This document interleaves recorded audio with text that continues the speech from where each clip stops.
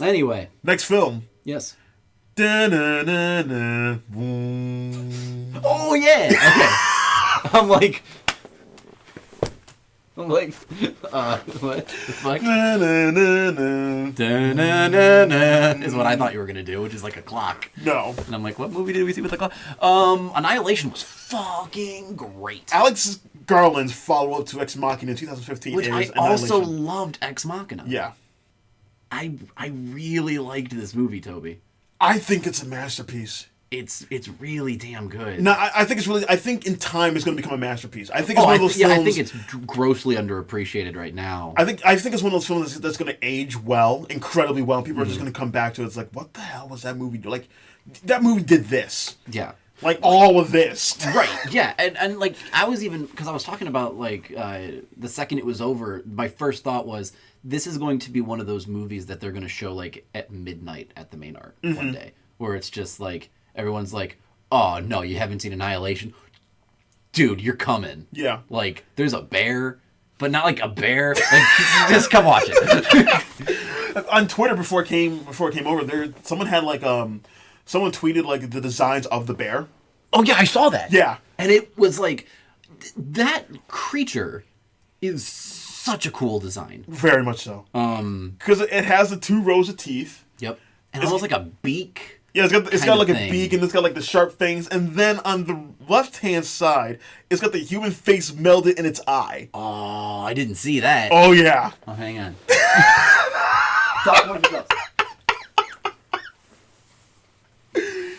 So, Annihilation has kind of a complicated backstory because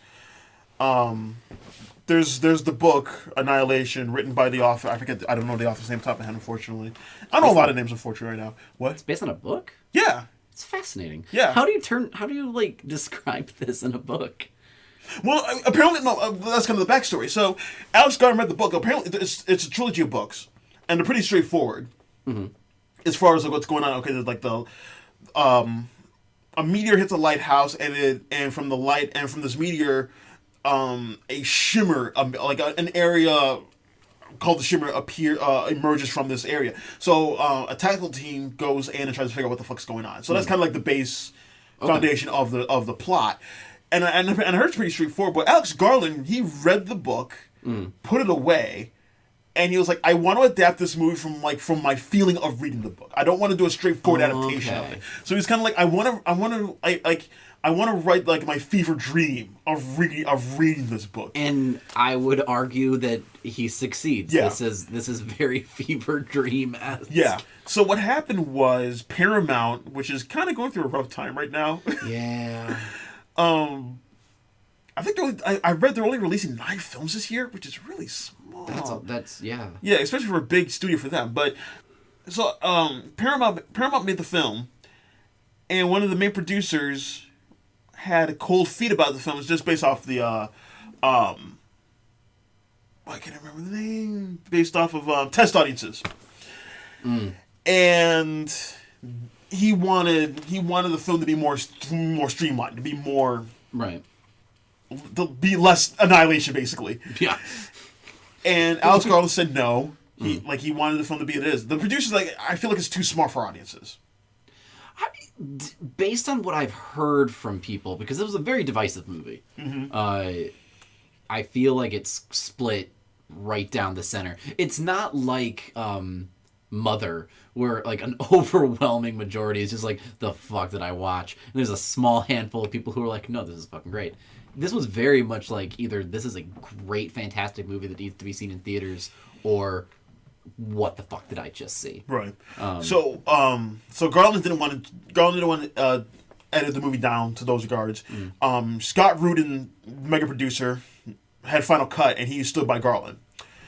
So Paramount sold the international rights to Netflix to kind of cover the cost that they were afraid that they would lose on the movie. So in America, you can watch this movie in theaters, which I can't implore you enough to do. Yeah, no, it was, definitely. If you're outside the United States, you can only watch it on Netflix. That's so interesting. Yeah. Huh. So I remember, and my experience with the movie is a little bit more different. I've seen the movie 3 times in theaters, and my experience is a little more different because it feels like the majority of people love this movie. Right. Like, just talking to people in the theater, just talking to people online, critics, other people, like, they love this movie. And I remember talking to some critics who live overseas, and they're like, it's a little overwhelming, but they're like, immediately like, this needs to be seen on a big screen. Even if you love it or hate it, this has to be seen on a big screen. This should not be seen on your laptop or your whatever. Like, right. even if you have a good TV setup, which is okay, big screen. You got to see it on a big screen. Oh yeah.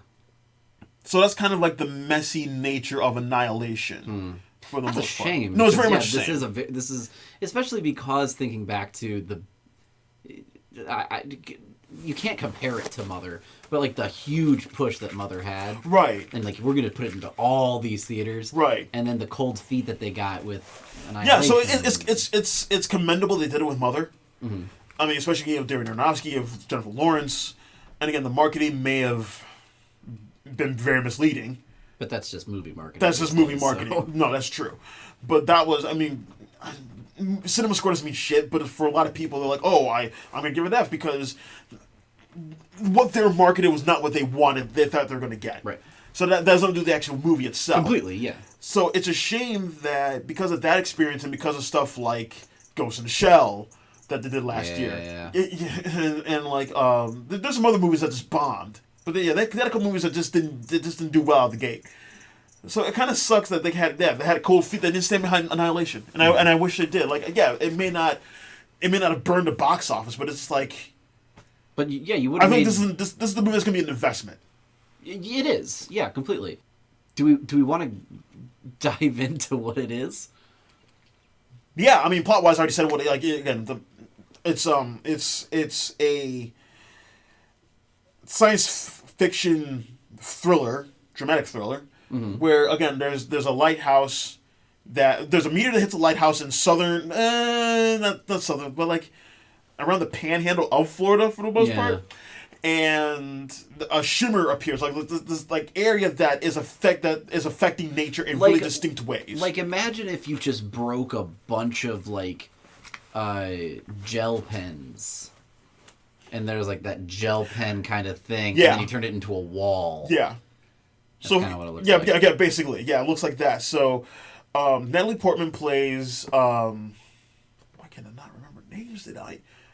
What's her character's name in this movie? I can't remember the names either. It's not Lena.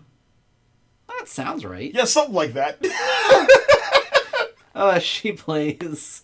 Well, because she's a biologist. She's the biologist. Who studies like the growth of cells. Yeah. She studies. She works at Johns Hopkins, and her husband is Oscar Isaac, who plays Kane, who is part of the military. They're both in the military together. She retired and left. He's still in it. So he went on a covert expedition into the Shimmer. No one for 3 years. People have gotten into Shimmer who have not come out. He's and the it's only growing bigger. Yeah, and yeah. bigger. The area's expanding, and people who've gotten have not come out. He's the only person in 3 years to come out, and he's coughing up blood when he comes home. He's disillusional. He doesn't remember how he got home. He's very just off. There's something noticeably off. Yeah, just very peculiar about him. They get kidnapped on the way to the hospital, and Jennifer Jason Leigh, who plays She plays Dr. Ventures, who is a scientist who is studying the Shimmer. Very dismissive, very apathetic, just kind of like, I gotta do this thing. I mean, I feel like if you've studied this thing for 3 years and no one's come out, you're just kind of figuring this thing isn't stopping. It's like, I don't know. Well, no, I thought it was a really refreshing take where she's exhausted of it. Yeah. Like, fine, I'll do it myself. Right. You know? So it's her, it's Ventress, Lena, Tessa Thompson, who plays another biologist, or no, she plays she plays another scientist of sort. Another scientist. They're all scientists. What's a plant scientist? Florologist. Gwyneth, can you look that up too? Yeah, every time we say florologist, pretend we're saying the right word. For floral science. Gwyneth do a lot of work in this. Gwyneth, that's she's our fact checker. It's an interactive podcast just for you, right. So you have Tessa Thompson who plays another scientist. We have Gina Rodriguez who plays Carmen Sandiego. Yeah, I'm sorry, Toby. I'm super stoked for it. No, that's absolutely something to be stoked for. Tessa Thompson, Gina Rodriguez, and another actress I'm going to try and look up real quick.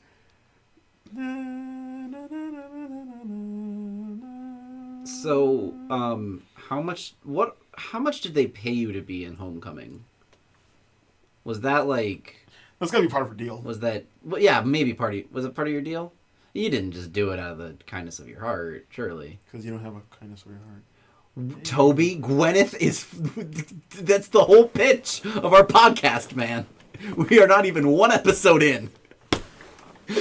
Okay, Gwyneth, it's just a little jocular, just a little humor.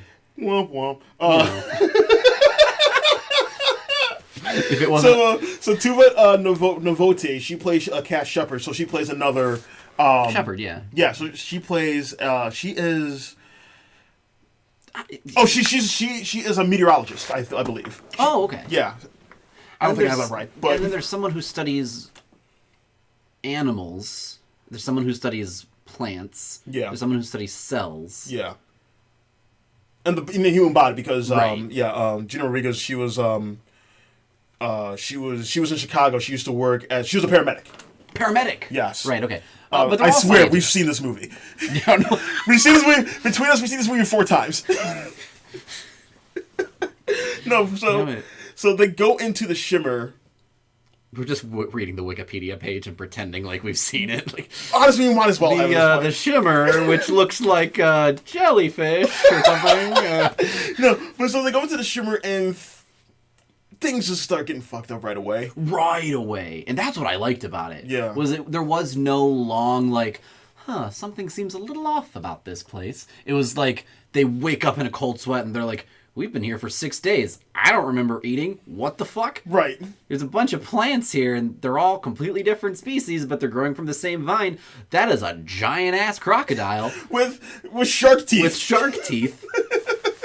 And then they're like... And again, this is like halfway through the movie. They're talking to Wong.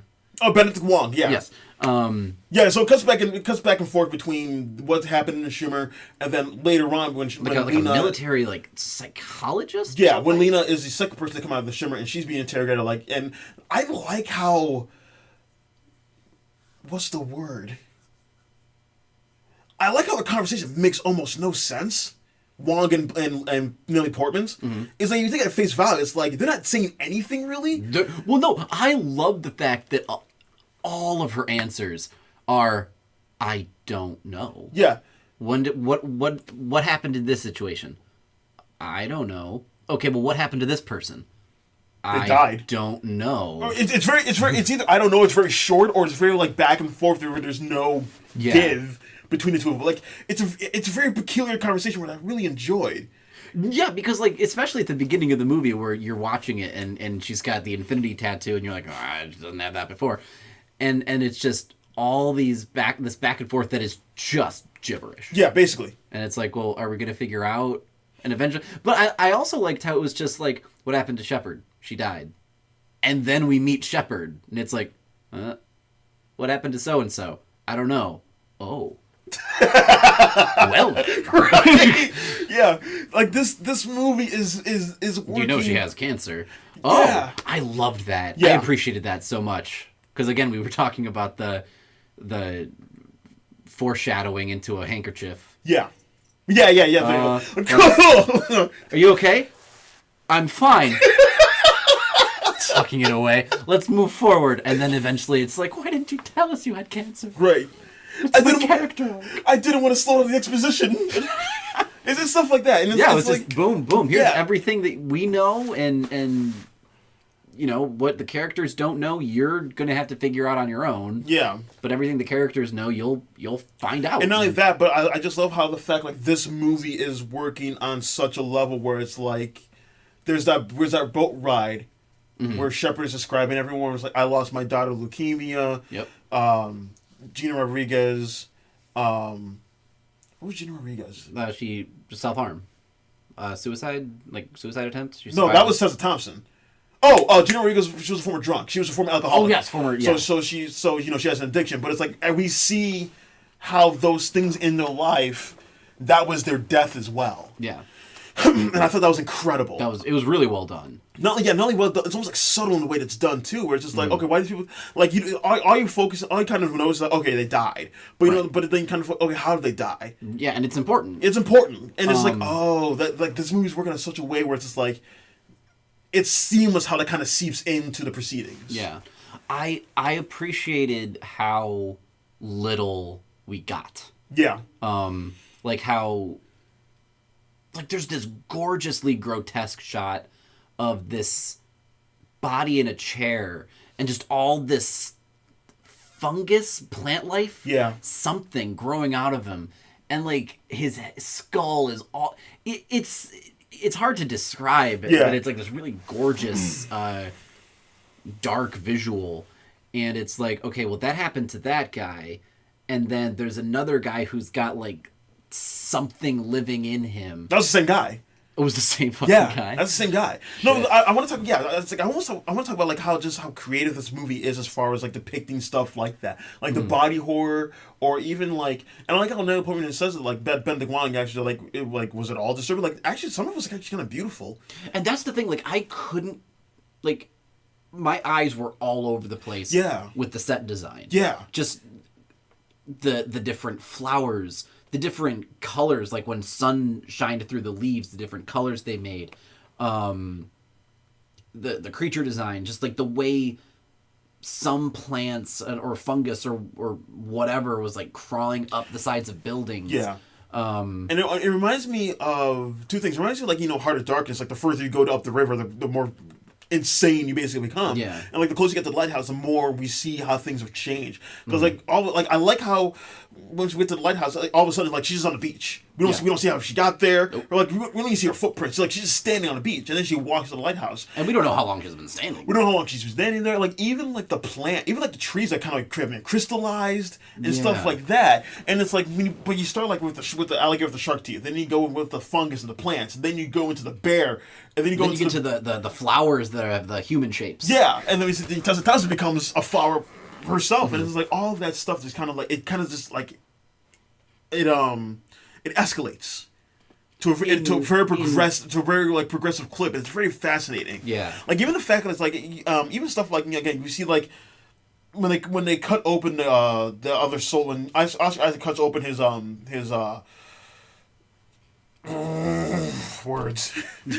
Stomach. Yeah, no, I was trying to think of what, like, his comrade. Okay. When they cut open his stomach, like how his insides are moving like worms, like giant like things, and it's again like stuff like that. It's eerie, but it's so imaginative. It's and that, I think, is what I appreciate about it, is that it wasn't just like, here's a big alligator. Yeah. Here's big flowers.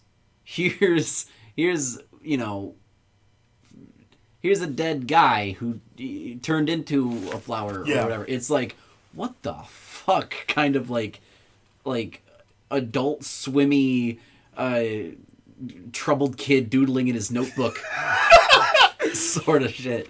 And even like moving forward to the lighthouse, which I think was the most memorable part of the whole movie, was like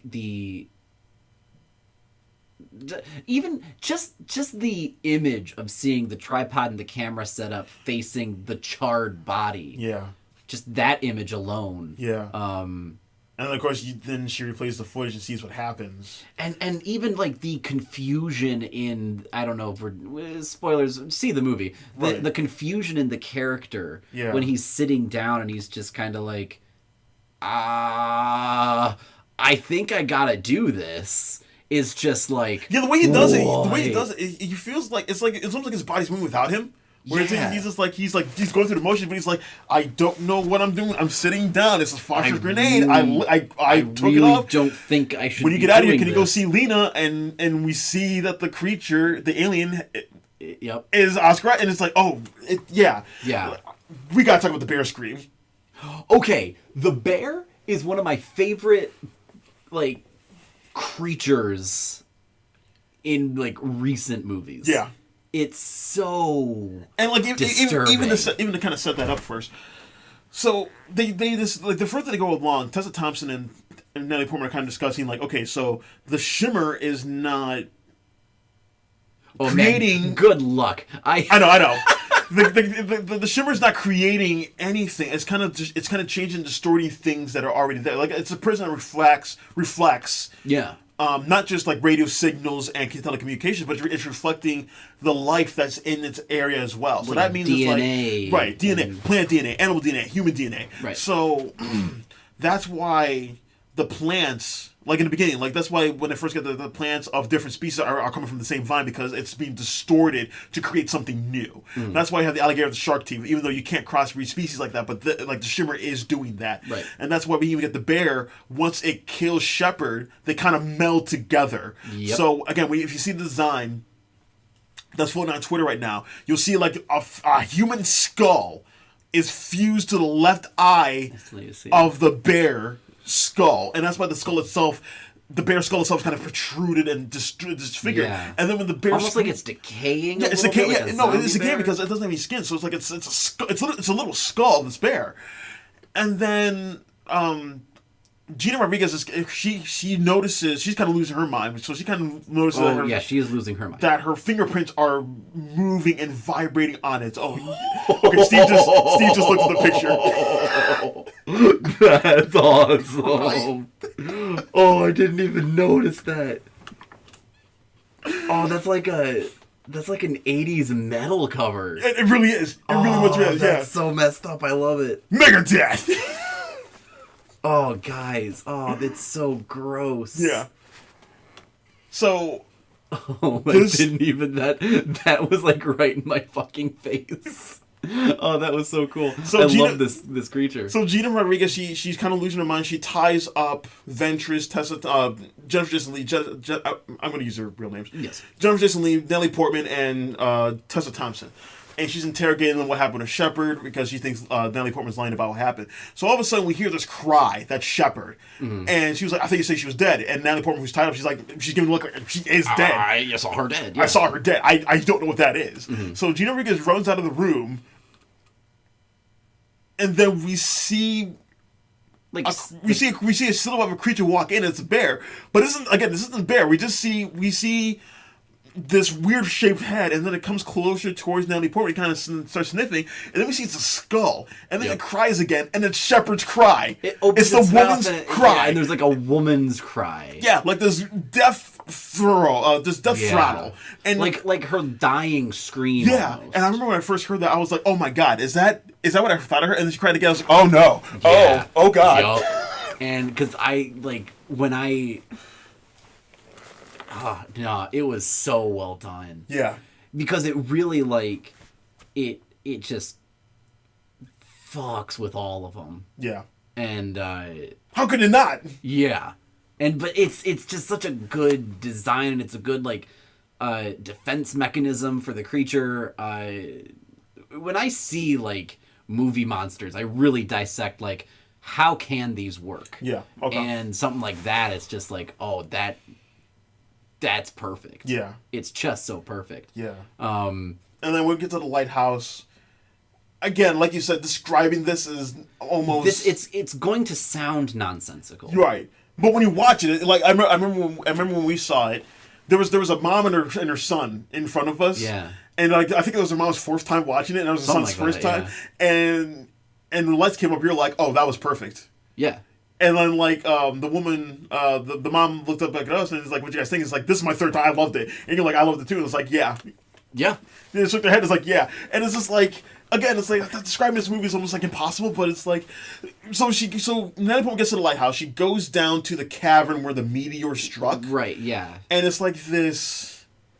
It's something almost out of Alien. A little bit, where the walls are black and they're kind of moving. Yeah, they're pulsating to a degree. And she goes down. She sees Ventress in the middle of this cavern, just defeated, and talking nonsense. Mm-hmm. And then she's talking and she says, Annihilation's coming. And then she bursts into a flame of light.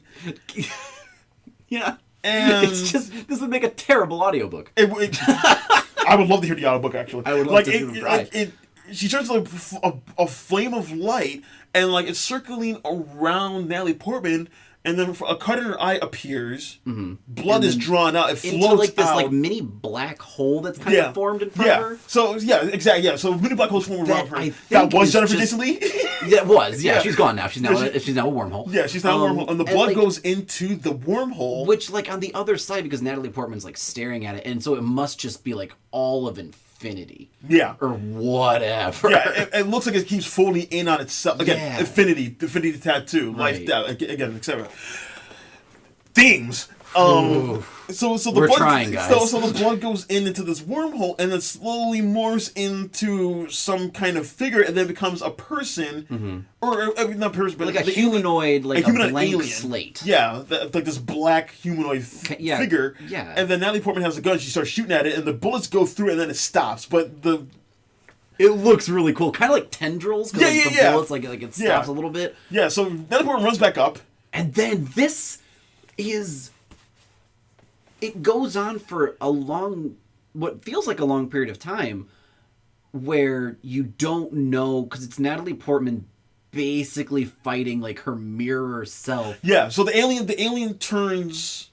The alien's like a mirror. It is a mirror. The alien's a mirror. It adapts to what it sees. Yeah, so it slowly forms into becoming Natalie Portman itself. So it's Natalie Portman is looking at Natalie Portman, and then Natalie Portman attacks the alien, and the alien attacks her. So, and then they fall down to the ground and starts mirroring each other's movements. And yeah, that's kind of what she says at the end, where she's like, "It wasn't attacking me; it was mirroring me." Yeah, because I attacked it. So you've got these sequences where like Natalie Portman is trying to escape, and so she's like pulling on the door, but while she's pulling on the door, the thing is pushing on her. Yeah. And then they fall to the ground, and then they get up in the same way, and you're just like, what the fuck is going on? Yeah. And because you don't know what it wants, because we know that it did something similar to Oscar Isaac. Yeah. But you don't know if it was malicious. You don't know what the process is. Like, okay, is it going to kill her to replace her? Is it going to get into her mind and fuck with her mind? And then eventually Natalie Portman grabs another phosphorus grenade, puts it in the hands of the alien, runs away. The grenade goes off, and the alien starts catching on fire. And it's eventually this gorgeous sequence. Yeah, gorgeous sequence. And then eventually the whole lighthouse catches on fire. But she's like reaching for like walls, and like everything's catching on fire. And she goes back down to the black pulsating tavern in the basement or whatever, and then that catches on fire. Natalie Portman runs out, and the whole thing burns down. Hey guys, real quick. I want you to rewind to when we started talking about this movie and just roll up just like a big old blunt and then just smoke it for just a while and then listen. I want to, and then post in the comments. The gall of us thinking we'll have a comment section. But and then towards the end, Oscar Isaac is healthy now.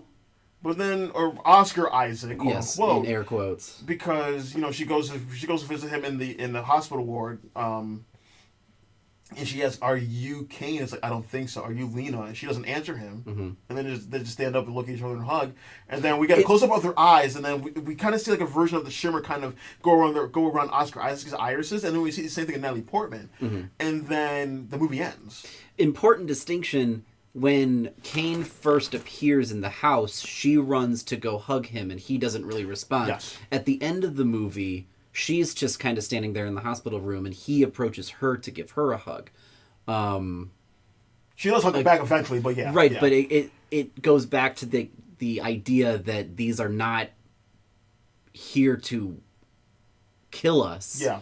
They are adapting to who we are and what we are. Yeah. And then the movie ends, and I was so glad that they ended there, because it's very like, okay, it's not even open ended. That's not Oscar Isaac, but that is we've been saying her name all night. Natalie Portman.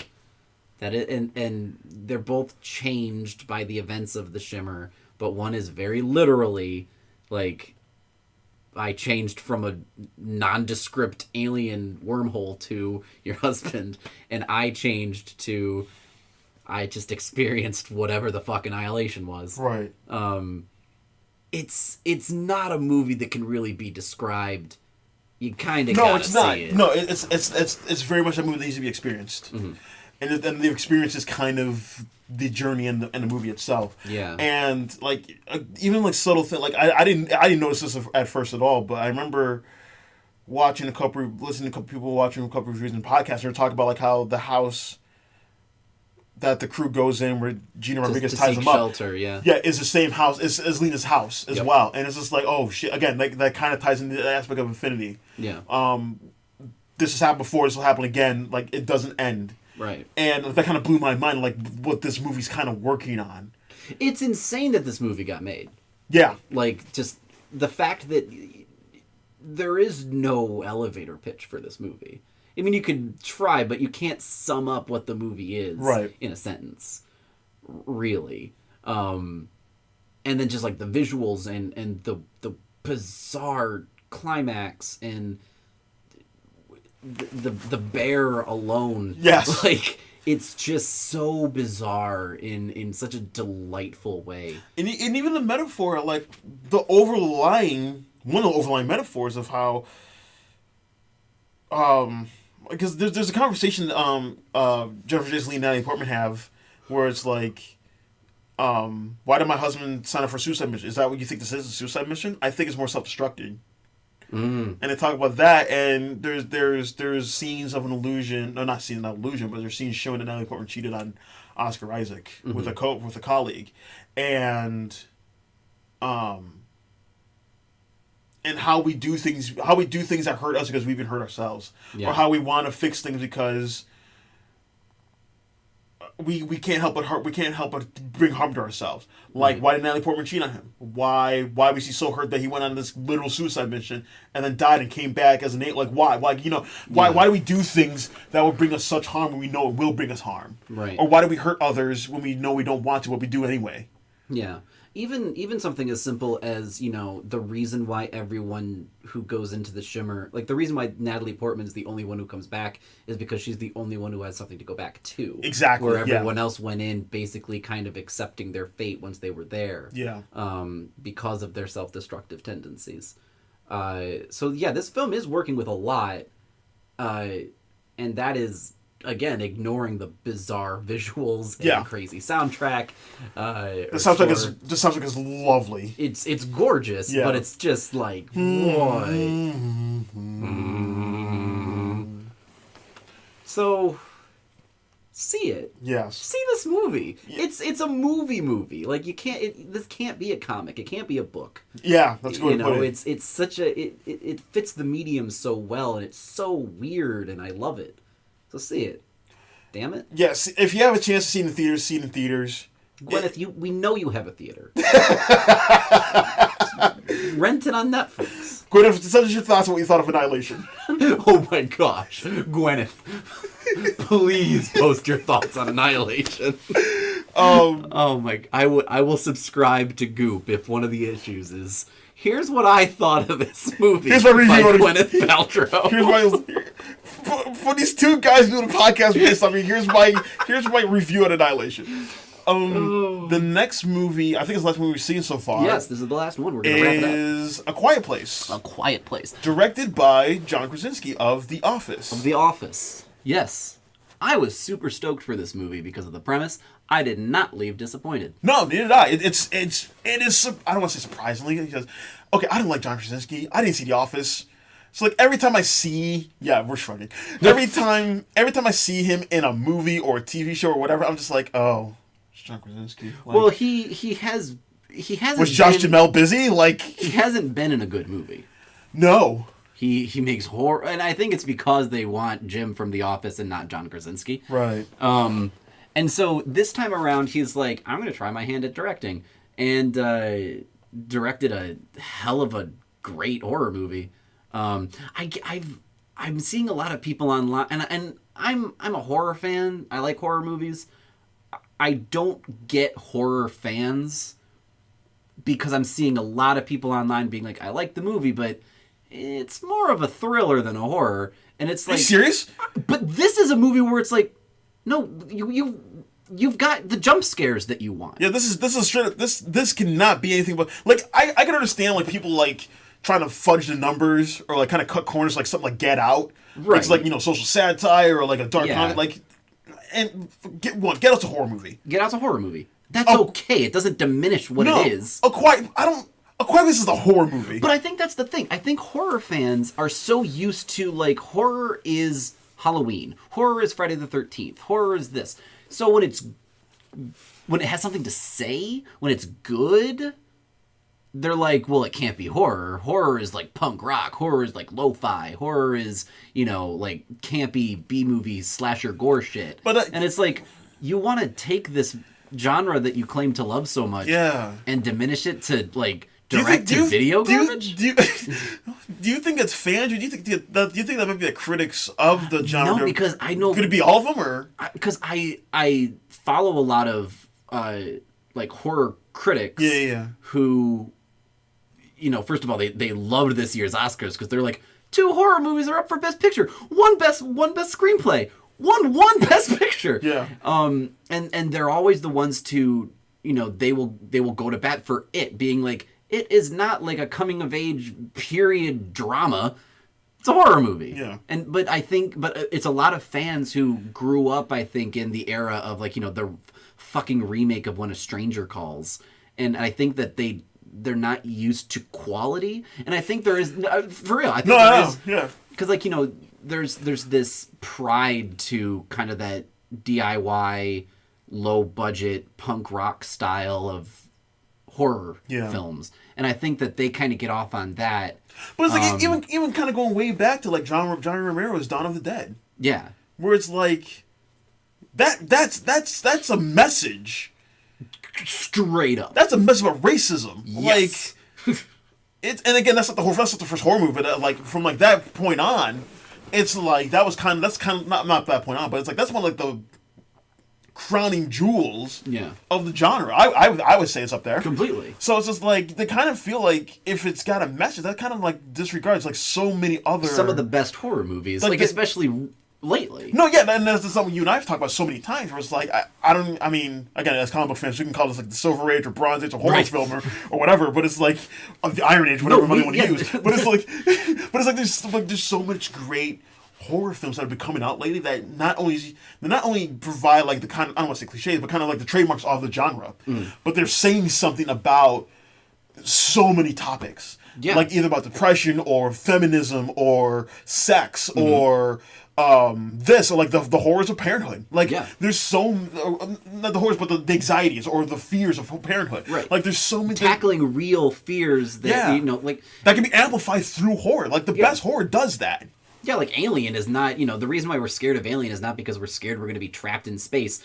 We're scared of rape and we're scared of childbirth. Yeah. And that's what, it tackles the underlying fears that, you stay awake at night not thinking about, oh man, I'm afraid of an alien. But that chestburster scene is a sci-fi C-section. Yeah. It's gross and horrible. And then the face hugger, like it's all there. It's all packaged in, and that's why it scares you on a deep level instead of just a surface level. Yeah.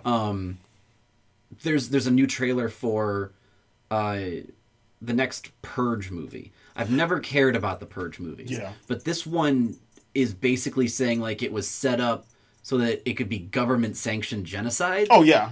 Which is what it was all about in the first place, but the studio's like, you're not getting it, so we're just going to tell you it's about racism and classism.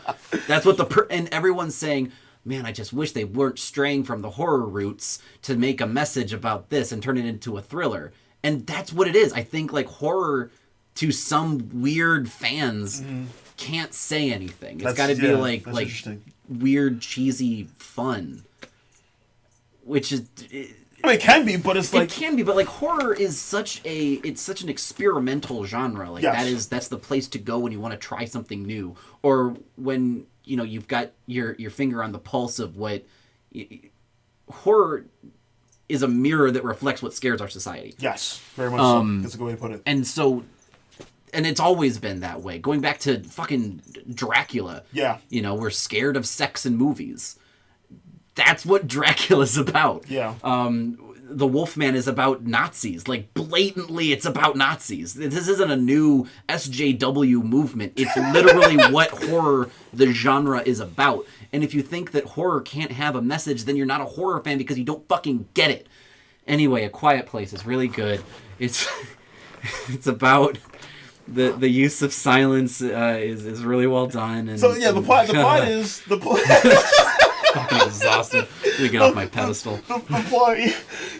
He will go to soapbox now. No, the plot is basically it's set sometime in distant future where there have been creatures who have been terrorizing everyone or everything, where they can't see or can't smell, but they can locate by sound. They have hyper hearing. They can like daredevil hearing. They can pinpoint the smallest of sounds as long as there's not something that's crazy loud overpowering it. Yeah, so we follow this family that is out scavenging for supplies, and they're using American Sign Language to communicate. Again, the less sound you make, the better. Right. There's a kid. One of the kids has, foolishly, but he's a kid. Yeah, he's literally like a little older than a toddler, maybe 6. Yeah, something like that. He has this toy rocket ship that he loves, and he wants to take it with him. But John Krasinski, the father, is like, we can't take it with us. It's too loud. It's too dangerous. It's too loud. It's too loud because it's too dangerous because it's too loud, and it'll attract the creatures, and that'll hurt us, and we can't just do it. Leave it alone. Keep it here. The older sister, looking at her younger sibling, it's like, okay, I'm going to give you the rocket. Here's I'm going to take the batteries out so that they can't hear the sound. But here you can have it to like just dick around with. Yeah, because it's a toy. Why can't you have it? Right. So they're leaving, and the kid takes the batteries with him. He's a fucking child. Yeah. Like literally, and I get it. Yeah. So they're walking back over a bridge, walking back to the home, and they have this path that's already marked out for them to make the least amount of sound. Sand. With sand, yeah, which is a great touch. Like, and that's we're gonna get back to the cold open because it's one of my favorites. Oh, it's a great cold open. Yeah. What I love about this movie is, with a couple of exceptions, like teenage angst wise, everyone in the movie is really intelligent. And you don't really see that a whole lot in horror movies because they kind of bank on them characters making stupid decisions. Yeah, because they need the plot to go. They need the plot to go, and they need the tension to rise. But everything that happens in this movie is either completely by accident or circumstance or other, rarely is it through their own faults. Right. Or even it's like it's adjusting to the situation. Yeah. Where it's just like, okay, this happened, now I have to do this. Now the situation changed again, now I have to do this. Right, and they're always thinking on their feet. I appreciate the fact that, like, this is a family. Even the kids, like, the kids are, really smart. Yeah. And adapt to this new world instead of being like, I just want to have sex and loud noises. Anyway, continue. Cold open.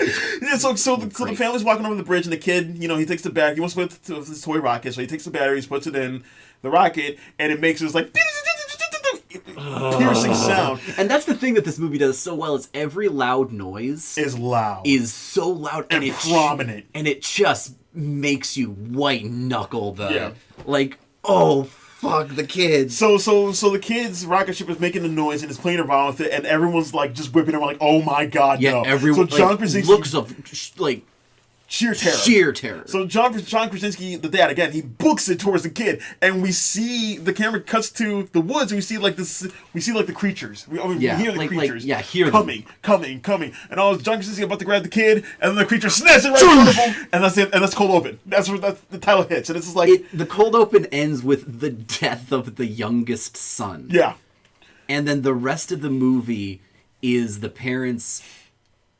Okay, sorry. Like it starts with like day 87. Yeah. Of like the creatures doing all this, and then it cuts so we have the cold open with the title screen, and then it has like day 438 or something like that. So it cuts ahead to a year and some change. Yeah. And like you said, like it's like the parents, they fortified this place like a lot of other people have done that we've seen around. Mm-hmm. No, but it's like you said, like everyone is smart in this movie. They have to be for survival. Mm-hmm. And I like how they kind of put the story first instead of the plot in those regards. Yeah. Like, as the story is, okay, we're in this world. What can we do to survive? Right. Well, like, okay, so we have the sand everywhere. We have different spots we can have to take it. Like, even like they're playing Monopoly. They even have soft like felt pieces that they can play with. They roll the dice on like a pillow or like a carpet or something, so they can't be heard. Yeah. The way that they fortify the house, but also like when I first saw the trailer and I saw them speaking in American Sign Language, I was like, that's super cool because they would have to minimize the sound.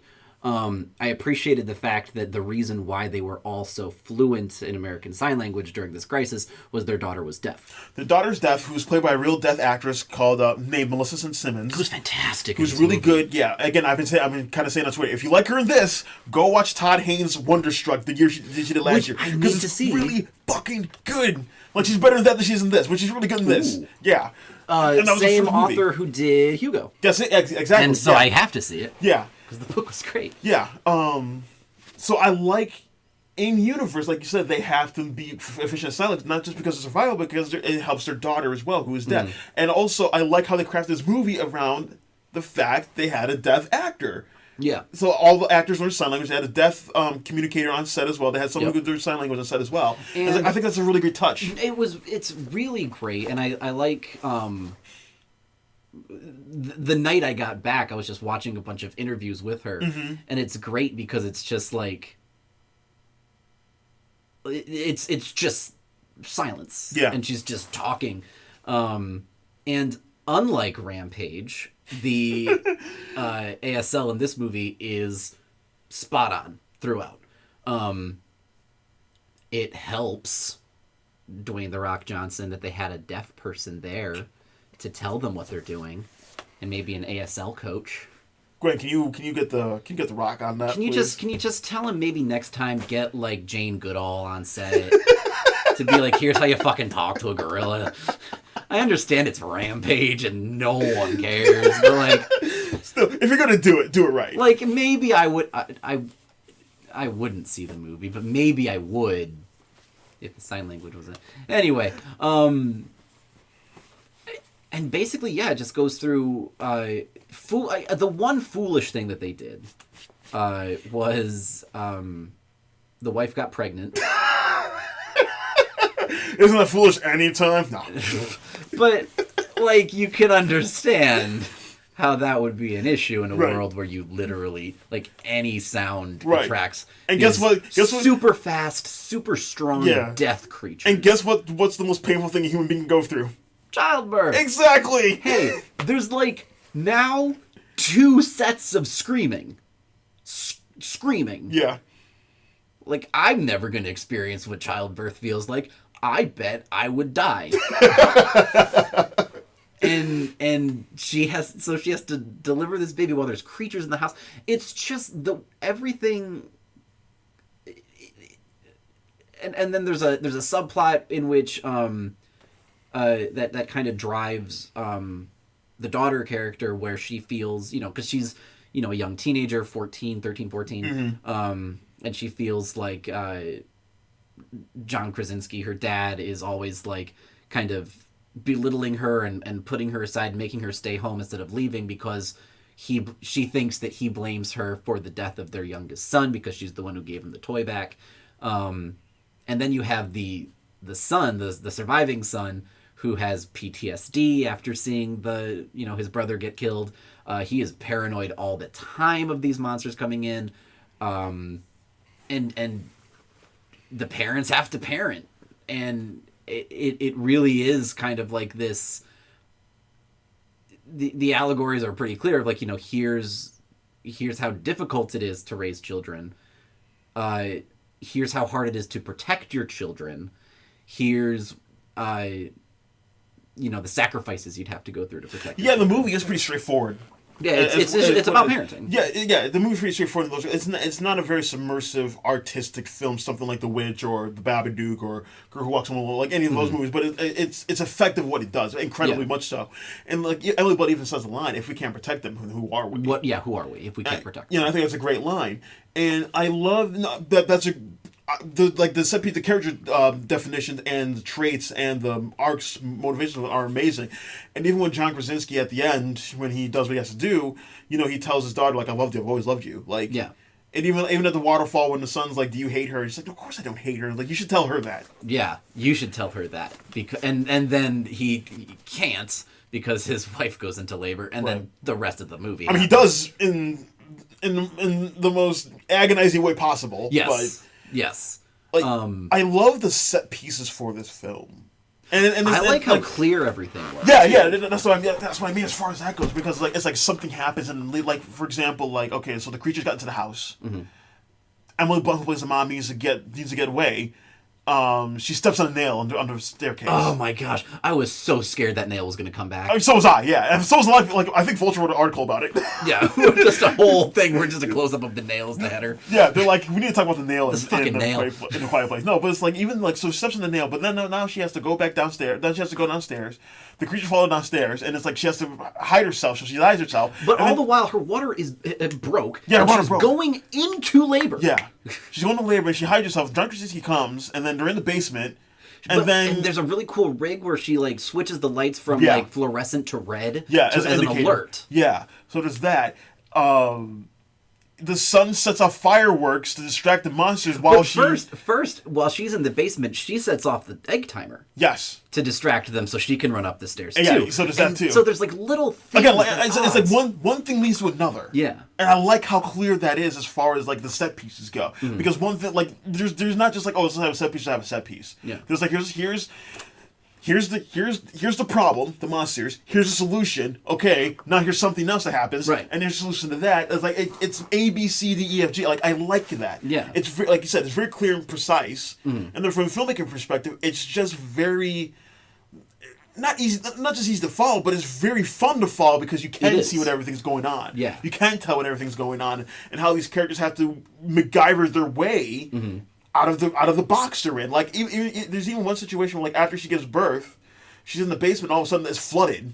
Yeah. And it's like, the okay. monsters destroyed some pipe, and now... And now it's flooded. Okay, it's flooded. Now I gotta get out of here. I gotta get my kid out of here. Oh, the monster's down here, too. And the monster slips into the water. Oh, and I was not cool with that. Nope. And I'm like, here, take the baby. And then the monster slips into the water, and now it's like, okay, now how do I get out of here? Because again, she still has the baby, and the baby's about to cry. Mm-hmm. And one thing that I thought was like a really cool touch was the monster slips underwater. Sound carries a lot faster underwater. Yes. And so it's like, like a footstep. Yeah. Could be like to this monster. It's. Yeah, no, and even I love the end because it almost I don't know why it's reminded of X-Men comics towards the end because it's like Wolverine has a keen sense of smell. Yes. How do you think of Wolverine? You overwhelm his senses. Yes. So that's the same thing with the monster. They have a acute sense of hearing. Mm-hmm. How do you take them out? You overwhelm the hearing. And then from the entire movie, we've seen like how the father has been trying to fix the daughter's hearing aid. Mm. And it will like it will stop and like screech. Yeah. Hurting her eardrums. So because the monsters, for some reason, when they approach, they mess with electricity, like electric items, like lights, and so they're messing with the just like their presence messes with the earpiece. Yeah. So again, being the smart character she is, she notices what's going on, takes the earpiece and puts it in the microphone that her had. With like this big amplifier. Yeah, her dad had it, and it distracts the monster enough for Emily Blunt can shoot her with a shotgun. And then, this might have my favorite final shot of any movie recently, where they're looking at all these security cameras that are hooked up. John Krasinski is not around. He's out of the picture. And the son has the baby, like, freaking out in the corner. Yeah. And the one monster is dead, killed by Emily Blunt's shotgun, right? And then they're looking at the security footage, because they have security cameras all set up around the area, and they just see monster after monster, like 3 or 4 or 5 or 6 monsters running into the house. And the daughter looks up at Emily Blunt, and Emily Blunt looks down, and there's just this really loud Cocking the shotgun. Oh, and then ends. boom, it ends. And it's like fucking Terminator up in that shit. And I'm just like, yes, that is the perfect way to end that movie with like unafraid to make the sound of the shotgun even. Very true. Just like let's go. And not only that, but it's like the two women leading the charge. Yeah. While you have the brother taking care of the baby. And John Krasinski gone. And it's like, and like you said, that's a perfect way to end the movie. It was the perfect. Yeah, I think that there were flaws to the movie, but I think like the cold, like the way it started, the creativity of the characters, and that last scene, I can overlook a lot of the flaws. Because it was so satisfying. I don't even think there are many that flaws in it. It's a pretty streamlined movie. It's just good horror, and I think good effective horror. It's effective horror where for the adrenaline junkies it has it's basically lead up to jump scare the movie because there's no sound really and like there's a little bit of a score, but it's like all quiet and so it's all tense. Yeah, and you're just waiting for the next loud sound. I love hearing like some people they hated even eating during the movie because of how precise it uses its sound. Yep. Which again, unfortunately, during Black Panther, you were seated next to someone who was on their phone all movie and kept leaving the chair. We're in the back row. Yeah, we're in the back row, and this person was like. Where are we at here? 2:30? Oh, not bad. Yeah, okay. You edit it out. We can make it like an hour and a half. Yeah. But kept getting up, like next to me, kept getting up, moving in front of us to leave. And this is a big theater. It's Black Panther opening weekend. And then they kept coming back in. Hey, it's Mom. She wants to talk to you. Oh, okay. So the other person will take the fucking phone and walk away. Then he'll come back, and then they'll whisper some shit, and then they'll be back on their phone, and then one will get up and leave and come back with like a big pop, and then they'll be on their phone again, and then they'll be whispering more. You're not at home! I want to watch Black Panther! And so it was bad enough at Black Panther. No, I felt bad because there were a couple seats next to me. We should just move down. We really should have. Yeah. But it's bad enough with Black Panther, but Black Panther has a lot of sound. It's an action superhero movie. A Quiet Place is literally about silence and how important it is. It's in the title. It's in the yes. This isn't a surprise. Every sound is deliberate and is important to the horror and the suspense and the build-up. Twice, a phone just went off, and I swear to you, Toby, the first time, they just let it ring. They did. All the way. What? It went to the degree, I turned it behind me. I thought it was coming behind us. I thought it was from the movie. And I'm like, oh shit, someone left their phone on. This is going to lead to the next thing. No, it was just some stupid-ass teenager. Fucking... And then like a little bit later, it goes off again. No, this was a different phone. Was it different? It was a different ringtone. Oh, was it? Okay, I thought it was the same phone. And I was... What? What? In this movie? What are you thinking? Right. They're in the fucking front row so you can see their giant-ass glowing screen. Yeah. And we could hear every fucking digital note of that stupid generic ringtone. And then my favorite part was after the movie ends, the lights come off. The lights come up. Steve does this. I just scream, hey, next time turn your phones off. And like out loud to everyone. To the whole, and it was in one of the main theaters. Yeah. So it was a big ass theater. Yeah. And I say it, and a couple people around me are just kind of like nodding, like, yeah, thank you. I wanted to say something. And like in front of us, there's the two women and the man. Yeah. And they turned around to us and like, yeah, we really like the movie with those fucking phones. And like the guy was like, yeah, I threw candy at them. I threw candy at them. But like I say it. And these fucking twerps turn around and kind of give me this glare. And I'm like, yes, I am talking to you. You're the assholes whose phones went off. Oh, I didn't notice the glare. Like, what are you doing with your... Just go home, then. I mean, like, thank you for coming out to the theater and, like, you know, supporting the arts, but, like, go home if you want to be on your phone. Someone was, you know, this has been a topic that happens all the time. We should probably end it soon. But this is a topic. A Quiet Place is really good. Go watch it. Yes, go see A Quiet Place. And all the movies on our list. Go see all of them. All 5 movies. If you haven't seen Black Panther yet, what are you doing? I mean, how long have you been a part of the Klan? And I feel like that's the only people who haven't seen this movie. It's number 6 of all, not just for inflation, but it's 6 of all time of the highest ranking box office already. Did it top Avengers?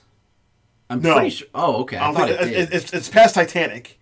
Yeah. I think Avengers is next, but it's up there now, which is nuts. And it, like, we're just telling you what we want. Yeah. We're literally, with our money, telling you what we want. Yeah.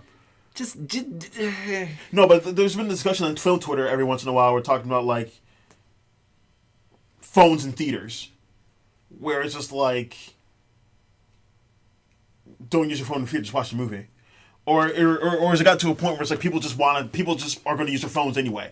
So even people are like, okay, like somebody suggested, like, all right, if you want to use your phone, sit in the back of the theater. So if you want to use your phone, we can't see the light. We can't see you on your phone. Right. And everyone else who is actually here to watch the movie can do that. And it's just like, so we're compromising now. It's like that's what. But it's like it's like, listen, I know how people are with their phones in this day and age. But it's like you literally can't watch. Like Annihilation's only an hour and 55 minutes. Yeah. Like you can't look at your phone for that long. Well, I mean, like A Quiet Place is probably shorter than that. It's like it's not a long movie. It's not a long movie by any means. So it's like you literally can't take your but I guess, put your phone away. Like it is. I mean, like there's this is of no surprise. There have been very open and honest psychological tests. Teenagers, children, some adults, straight up addicted to their phones. Mm-hmm. That's not a joke. No. That's not anything. Like, psychologically, they are codependent to be on their phones. They've done, like, brain scans of, like, okay, so having your phone, like, face down on the table, anxiety rates skyrocket. Having it in your pocket on silent, anxiety skyrockets. What if I need to be on Twitter? Like, but I'm like, we laugh, but it's like, that is, so when you're in a theater and you're watching a movie and there's a slow part, quote unquote, right? It's like, I don't, I need to know what's happening, because that's what it is. It's texts, and it's like checking social media. That's what they were doing in Black Panther. She was just periodically Instagram, Facebook, Twitter, Snapchat. It's the stuff. 5 minutes later, Instagram, Facebook, it's the Twitter. stuff you're doing before you watch the movie. It's the stuff you do all the time. It's stuff you do like but that's kind of concerning. How it's like, okay, so it's a 2-hour movie. Just turn your phone off for 2 hours, or put it on vibrate, and if someone really needs you, then you can excuse yourself and go get this call. Yeah. Otherwise, you don't need I don't get it. I don't either. And so, and we're two film nerds who, like, grew up on sitting down and watching movies. Yeah. Not sitting down watching movies while coloring in a coloring book, while reading a wishbone, while playing Game Boy, like, we're watching a movie now. Yeah. I don't want to get too old man-ish for I don't mind getting old man-ish on it. It's amazing. Not even the fact we're talking about phones. It's amazing where it's like you just can't be considerate of the people around you. No, you just want to watch. Well, again, I think that also goes back to the social aspect of, how often are you around people? And when you are around people, you're on your phones. Yeah. So when you're in a movie theater, it's like, well, it's shit. They don't comprehend it. Right. It's like, oh, I'm just going to check my phone real quick. Not thinking like this is a dark theater and people are trying to enjoy a thing. It's just so like, it's like, all right, I'm going to take a breath of oxygen so I can breathe. I'm going to blink. I'm going to take a drink of water. I'm going to check my phone. Like, that's just kind of how it is. And now we're just rambling. Glenn. Now we're just rambling. So at this point, we've seen Chipwater. Great. I forgot what the second one was now. No, sorry. Let me check out. Okay, so we've seen Shape of Water. Yeah, we're just going to cut that. Yeah, we're going to cut that. Okay. Yeah. So what movies have we seen this year, Cody, so far? So we've seen Shape of Water. Yes. We've seen Black Panther. We have. We've seen Thoroughbreds. Yes. We've seen Annihilation. Yes. And we've seen A Quiet Place. That's a solid lineup. That's a solid lineup, yeah. Yeah. We're doing pretty good this year. Yeah. We almost tainted that by sneaking into Ready Player One. I'm glad that we were able to do this podcast with, like, see all of these movies. See all these 5 great movies you've seen and not Ready Player One. No. And, like, you know, do the thing where, like, 3 years from now on YouTube where it's like, here's like a big thing and here's Ready Player One like in the corner with like the sound turned up a pitch. Right. But it's all speed up. Yeah. And every once in a while the camera kind of dips in. And... Watch Ready Player One that way. Right. Spielberg can afford it. He can afford it. Yeah, he can afford it. So yeah, man. I think that's it, right? That was pretty good. Yeah. Gwyneth, challenge for you. Of those 5 movies, which was your favorite?